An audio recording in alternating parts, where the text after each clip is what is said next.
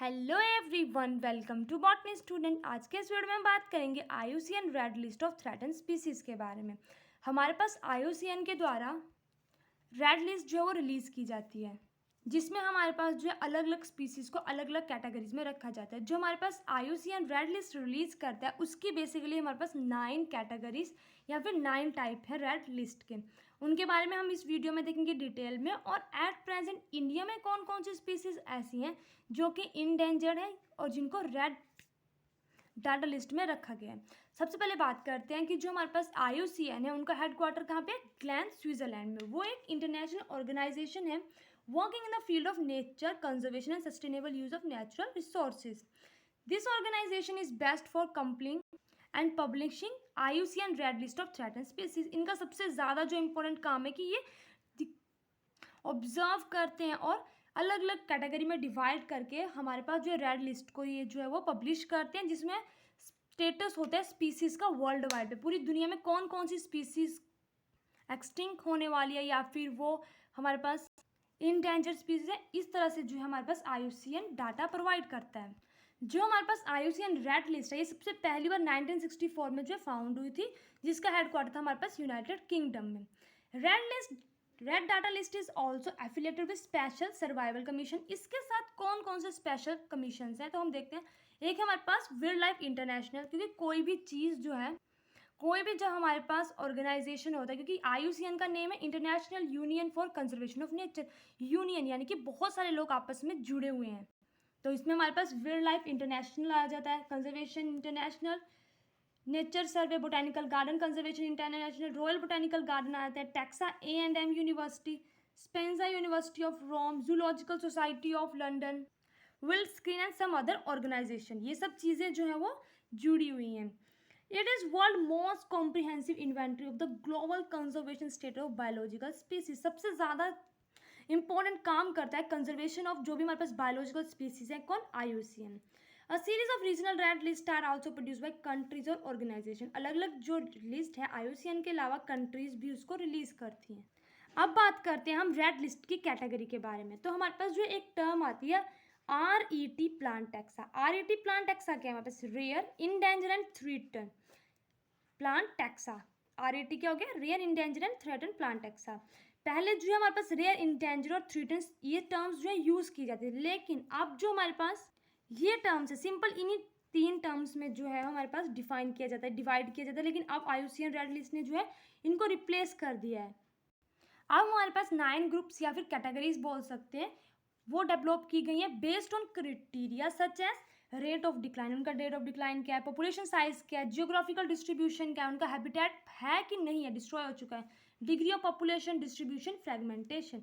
ये सब चीज़ों के बेसिस के ऊपर हमारे पास रेड लिस्ट कैटेगरी या फिर रेड लिस्ट ग्रुप बनाए गए। ठीक है, तो अब उन कैटेगरीज को देखते हैं। सबसे पहले हमारे पास है रेड लिस्ट कैटेगरी, उनके करेक्टर। सबसे पहली है एक्सटिंक्ट, जिसको हम EX लिखते हैं। एक्सटिंक्ट का क्या करेक्टर है? बहुत इजी वे में आपको समझाने की कोशिश करूंगी।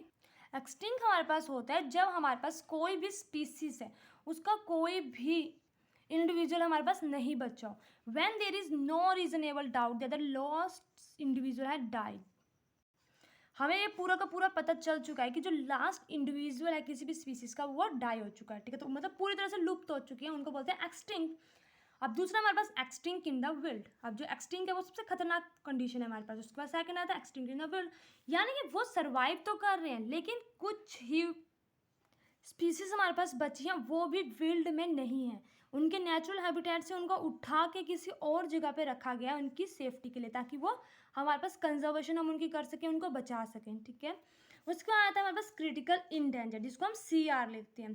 क्रिटिकल इंडेंजर होता है जब वो फेस कर रहे हैं, बिल्कुल लुप्त होने की कगार पे हैं, लेकिन अभी वो एक्सटिंक्ट नहीं हुए हैं। ठीक है, उनमें हाई रिस्क है नियर इन द फ्यूचर। उसके बाद आ जाता है फोर्थ इंडेंजर, जब वो हमारे पास कोई भी स्पीसीज क्रिटिकल इंडेंजर नहीं है। क्रिटिकल इंडेंजर मतलब अभी खतरे के निशान से नीचे हैं। ठीक है, लेकिन वो रिस्क है उनमें भी कि वो भी गुम हो सकते हैं। ठीक है, लुप्त हो सकते हैं, तो उनको हम डालते हैं इंडेंजर में। क्रिटिकल इंडेंजर तो काफ़ी ज़्यादा हमारे पास रिस्क हो जाता है, इंडेंजर में थोड़ा कम।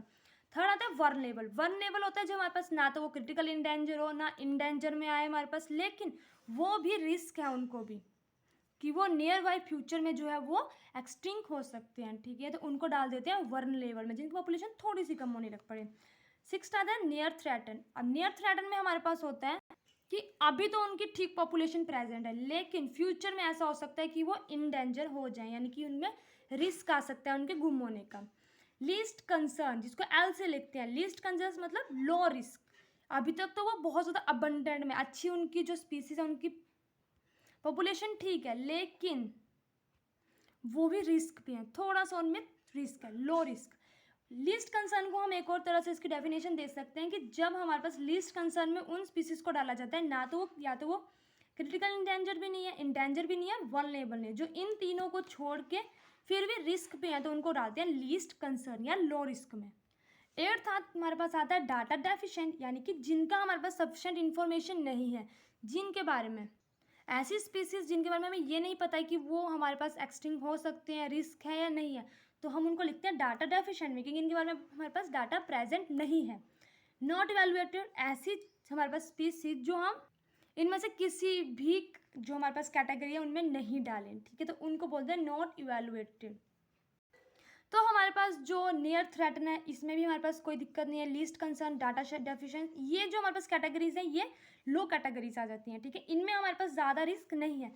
लेकिन जो एक्सटिंक्ट है वो तो बहुत ज़्यादा जो हमारे पास खतरनाक है, कि कोई भी स्पीसीज़ अगर हमारे इकोसिस्टम से जो है वो एक्सटिंक्ट हो जाती है, पूरी की तरह से गुम हो जाती है, तो उससे इनबैलेंस हो जाता है। अगर हम किसी की भी पॉपुलेशन एक स्पीसीज़ की कम हो जाती है तो जो दूसरी जो भी कोई दूसरी स्पीसीज होगी उसकी पॉपुलेशन बढ़ जाएगी। लाइक अगर हमारे पास जो हर्बीवोरस है वो कम हो गए तो हमारे पास जो प्राइमरी कार्निवोरस है वो भी कम हो जाएंगे, सेकेंडरी कार्निवोरस और टर्शरी कार्निवोरस, इन सब की पॉपुलेशन के ऊपर इफेक्ट पड़ेगा। लेकिन जो प्रोड्यूसर्स हैं हमारे पास, लाइक ग्रासेस आ जाते हैं, फाइटोप्लैंक्टन आ जाते हैं, ट्री आ जाते हैं, इनकी पॉपुलेशन जो है वो बढ़ती जाएगी। बीच में ऐसे फूड चेन में हमारे पास बीच में से किसी भी एक टाइप के इकोसिस्टम का जो इनबैलेंस हो जाता है उससे पूरी की पूरी फूड चेन हमारे पास जो है वो ख़राब हो जाती है। तो इसीलिए सबसे ज़्यादा ज़रूरी होता है हमारे पास कि हर एक टाइप की जो हमारी स्पीसीज़ है उसको कंज्यूम करके रखें, कंजर्व करके रखें। हमें हर एक स्पीसीज़ को जो है उसकी कंजर्वेशन करना बहुत ज़्यादा ज़रूरी है। अब जब हम IUCN रेड लिस्ट के बारे में पढ़ते हैं तो बार बार एक टर्म आती है जिसको हम बोलते हैं थ्रेटन। थ्रेटन क्या होता है, क्योंकि हमने जो 9 कैटेगरी पढ़ी उसमें थ्रेटन नहीं था। तो थ्रेटन स्पीसीज हमारे पास वो होती हैं जो कि तीनों का क्रिटिकल इंडेंजर और वर्नरेबल, इन तीनों के ग्रुप को हम बोलते हैं थ्रेटन, ठीक है। या तो हम सीधा सिंपल टर्म में लिखें या फिर सीधा थ्रेटन स्पीसीज लिख सकते हैं। अब बात करते हैं रेड डाटा बुक के बारे में। तो रेड डाटा बुक के ऊपर बहुत बार क्वेश्चन आता है, ठीक है, जिसको देख के हर कोई हैरान हो जाता है कि ये क्या है। सिंपल भाषा में बोले तो रेड डाटा बुक हमारे पास जो स्टेट डॉक्यूमेंट होता है जिसमें हमारे पास जो भी हमारे पास रेयर और इंडेंजर स्पीसीज होती हैं, एनिमल, प्लांट, फंगी, उन सबको जो है वो लिखा जाता है, उनकी डॉक्यूमेंटेशन की जाती है। ये बुक जो हमें प्रोवाइड करते हैं information for study and monitoring programme on rare and endanger species and their habitat. तो ये होती है हमारी रेड डाटा बुक, जिसमें हमारे पास जो भी इंडेंजर स्पीसीज होती हैं उसको स्टेट जो है वो लिख के देती है, स्टेट के पास होता है इसका डॉक्यूमेंटेशन का काम। अब बात करते हैं IUCN लेटेस्ट जो हमारे पास रेड लिस्ट है स्पीसीज की। तो सबसे पहले क्रिटिकल इंडेंजर मैमल्स की बात करते हैं, तो इसमें हमारे पास अंडमान वाइट टूथ स्क्रू आ जाते हैं, निकोबार वाइट टेल स्क्रू आ जाते हैं, पिंगमी होंग आ जाते हैं, कोंडाना रैट आ जाता है, large rock rat and Elvira rat आ जाता है, जवाना राइसिना, अंडमान स्पाइनी श्रू आ जाता है, Namdapha flying squirrel, Sumatran rhinoceros, Malabar civet. Reptiles की बात करते तो हमारे पास स्पार्डे, गिक्को आ जाता है, हब्सलविल turtle, Bengal roof turtle, river terrapin और घड़ियाल। उसके अलावा हमारे पास फिशेस आ जाती हैं, narrow shorts, Sao fish, Ganges shock, इसके बारे में बहुत बार क्वेश्चन आता है, जो हमारे पास गंगा शार्क है, knife tooth saw fish, Puducherry shark, large tooth saw fish. Bird की स्पीसीज की बात करते तो हमारे पास white back vulture, forest owl, great Indian bustard, आइथावेरी, Bengal florican, red headed vulture, spoon billed sandpiper, स्कोविलर लैपविंग, जार्डोन स्कॉर्सिस, साइबेरियन क्रेन है, हिमालयन ओरिल है, pink head duck, white billed हॉर्न, हिरॉन, स्लेंडर विल्ड वल्चर और इंडियन वल्चर। ये सब आ गई हमारे पास मैमल, रेप्टाइल, फिश और बर्ड्स की क्रिटिकल इंडेंजर स्पीसीज। अब प्लांट्स की बात करें तो प्लांट्स में हमारे पास जो है 3 हिमालयन मेडिसिनल प्लांट्स जो है एंटर हुए IUCN रेड लिस्ट में। कौन कौन से हमारे पास? मेसोट्रोपिस पैलिटा, फेरिटेरिया किरोसा, डेक्टोराइजा, हेटागिरी। एक एक करके देखते थे। जो हमारे पास मीजोट्रोपिस पैलिटा है, इसको हम पेटवा बोलते हैं, ठीक है। ये हमारे पास पेरिनियल शव है with a restricted distribution that is endemic to Uttarakhand. ये हमारे पास उत्तराखंड में ग्रो होती है। The study stated that the species is listed critical endanger based on its limited area of occupancy less than 10 square kilometre. इसका बहुत ज़्यादा कम एरिया में ये ग्रो हो रहा है हमारे पास। This species threaten by deforestation. किस वजह से कम हो रहा है? डिफोरेस्टेशन की वजह से हैबिटेट लॉस हो रहा है इसका, fragmentation and forest fire. Significance की बात करते हैं तो हमारे पास इससे क्या मिलता है? एसेंशियल ऑयल एक्सट्रैक्ट होता है। Leaf of the species possess strong antioxidant and can be a promising natural substitute for synthetic antioxidant in pharmaceutical industry। Pharmaceutical industry में इसका काफ़ी ज़्यादा इंपॉर्टेंट रोल है क्योंकि इससे ऑयल एक्सट्रैक्ट किया जाता है। सेकंड स्पीसीज हमारे पास आती है फ्रिटिलेरिया किरोसा। इसको हम बोलते हैं हिमालयन फ्रिटिलेरिया, जो एक पेरेनियल बल्बस हर्ब है। इसको जो है consider the rate of decline, long germination length, poor germination potential, high trade value. इसकी ट्रेड वैल्यू बहुत ज़्यादा है, इस वजह से लोग इसको ज़्यादा जो है वो ट्रेड कर। Extensive harvesting pressure and illegal trade. The species is listed as vulnerable. ये हमारे पास वनरेबल स्पीसीज है। चाइना में the species is used for the treatment of bronchial disorder and pneumonia. The plant is also a strong cough suppressant and a source of export and drug in traditional Chinese medicine. Chinese में इसका काफ़ी ज़्यादा use किया जाता है, ठीक है। तो हिमालयन मेडिसिन ये भी जो है हमारे पास काफ़ी ज़्यादा डिक्लाइन हो रहा है इसका रेट। थर्ड आती है हमारे पास डिक्टोराइजा हेटागिरिया, जिसको हम बोलते हैं सेलमपंजिया। ये एक पेरेनियल ट्यूबरस स्पीसीज है, एंडेमिक है Hindu Kush and Himalayan range of Afghanistan, Bhutan, China, India, Nepal and Pakistan. It is threatened by habitat loss, livestock grazing, deforestation, climate change. These are all common factors. So इसको हमने किस लिस्ट में रखा है? In danger list.